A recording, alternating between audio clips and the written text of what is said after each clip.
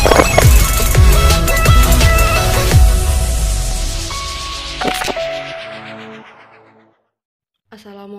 warahmatullahi wabarakatuh. Perkenalkan, saya Lydia Ningsih dengan NIM 18230024.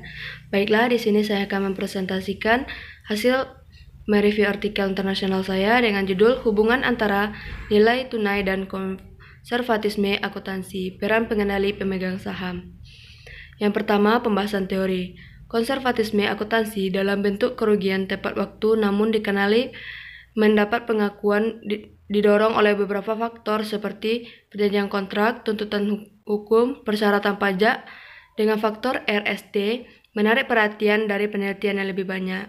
Konstruksi akuntansi adalah salah satu metode untuk mengurangi masalah agensi melalui hutang, kompensasi, atau lainnya. Jenis kontrak kreditor, siapa yang mencari stabilitas dalam operasi perusahaan dan pendapatan. Melihat praktik akuntansi konservatif karena membantu mereka mengelola hak utang mereka. Konsensus di kalangan ilmuwan adalah praktik akuntansi konservatif mengurangi masalah agensi yang terkait dengan kepentingan editing kreditor dan kedua pemegang saham dan manajer. Yang kedua, kasus yang dibahas. Penelitian ini menganalisis peran pemegang saham, pengendali sebagai entreksir pemegang saham atau monitor minoritas dalam hubungan antara praktik akuntansi konservatif dan nilai tahan uang. Masalah ini sangat berarti di negara-negara seperti Taiwan yang memiliki jumlah besar RMS dengan kepemilikan saham terkonsentrasi. Selanjutnya, objek penelitian. Penelitian ini menggunakan sampel yang terdiri dari semua RMS terdaftar di Bursa Efek Taiwan antara tahun 2006 dan 2014, tidak termasuk industri pengaduan dan utilitas.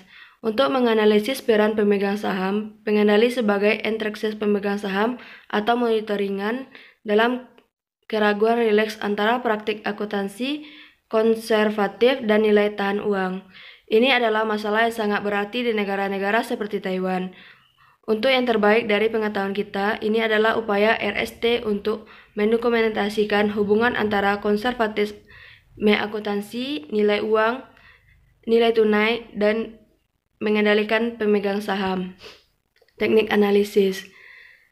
Dalam penelitian ini, peneliti menggunakan teknik analisis data yaitu analisis bivariat dan analisis regresi dengan tes tambahan dan endogenitas pemegang saham. Pengendali cenderung berhubungan dengan konservatisme akuntansi. Untuk mengatasi masalah ini, peneliti menggunakan dua pendekatan berikut untuk memecahkan endogenitas. Pertama, estimasi instrumental variabel dengan estimator 2 SLS 2 tahap paling tidak diadopsi di mana kita menggunakan konservatisme akuntansi rata-rata tahun industri digital sebagai 4. Peneliti menangkap konservatisme akuntansi pada akuntansi rata-rata tahun. Hasil penelitian menunjukkan bahwa konservatisme akuntansi meningkatkan nilai kepemilikan uang tunai. Selain itu, peneliti mendukung dua hipotesis H2A dan H2B, tergantung pada proporsi kontrol para peristiwa yang bertobat, masalah agensi, dan krisis pengasuhan secara umum. Efek insentif dari pemegang saham pengendali. H2B didukung dengan proporsi kontrol yang jauh relatif rendah di artikel berita. Sedangkan efek pengamatan pengendali pemegang saham H2A adalah RMED pada proporsi kontrol yang relatif tinggi direksi.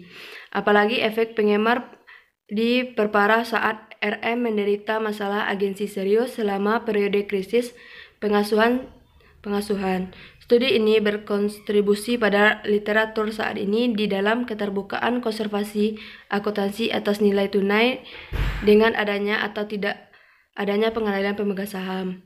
Baiklah, itulah hasil presentasi mengenai artikel internasional saya. Saya akhiri. Assalamualaikum warahmatullahi wabarakatuh.